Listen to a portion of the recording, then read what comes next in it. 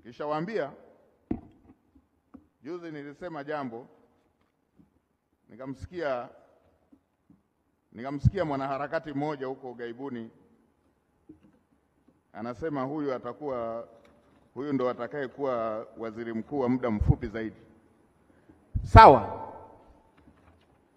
hata niwe waziri mkuu wa wiki moja, kwenye wiki hiyo sitaruhusu Watanzania waishi iwe nchi ya mabwana na watwana.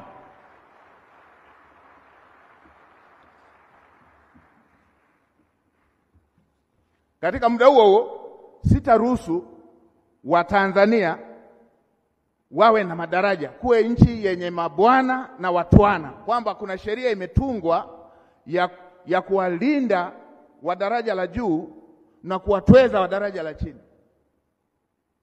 kwamba akikosea wa daraja la chini anaadhibiwa pale pale, akikosea wa daraja la juu anapita, analindwa.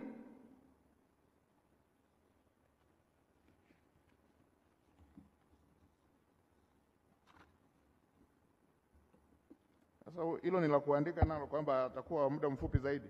Nitawasemea wale wa daraja la chini, kwa sababu hata nikitoka si ndo nitakaoishi nao.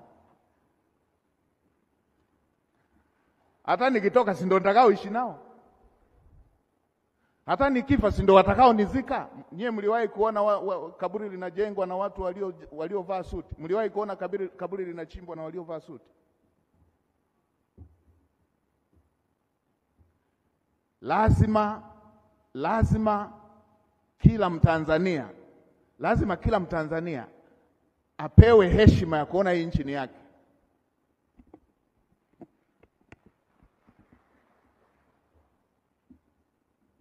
Kwa Mheshimiwa Waziri, kaa na wadau wote, hili jambo litekelezwe. Kama tunaona hizo sheria tulizoziweka hazitekelezeki, tuzibadilishe ili Watanzania wote wanufaike nazo.